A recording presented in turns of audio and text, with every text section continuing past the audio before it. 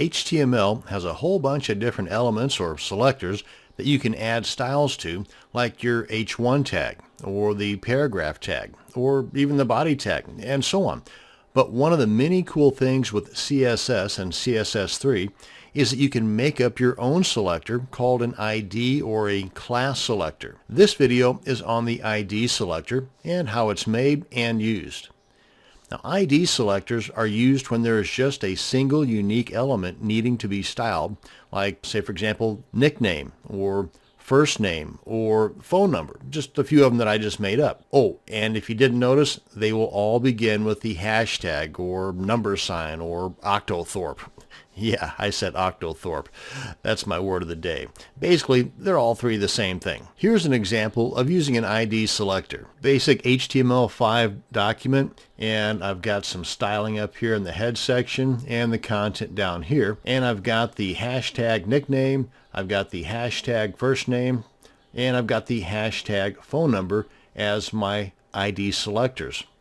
And for each of these, I've put a little bit of a style to it. For example, everything down here that I have written as the nickname ID selector will have a blue background. And I did this to demonstrate that you can have the same style for multiple selectors, and you can also have multiple styles for multiple or single selectors. I just put this down here just to keep things simple. So basically, everything with the ID of first name and ID of phone number is going to have a background of a pink color. Let's go ahead and take a look at this and see what it looks like.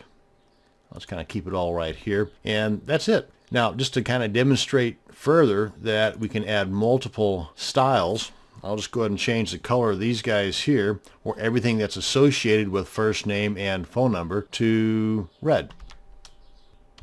And save.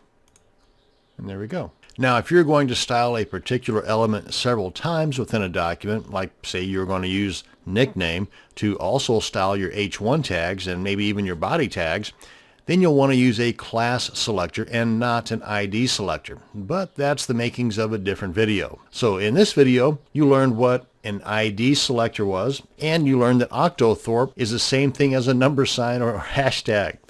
That's going to bring to a close this video on ID selectors in CSS and CSS3. Thanks for watching, and you have a great day.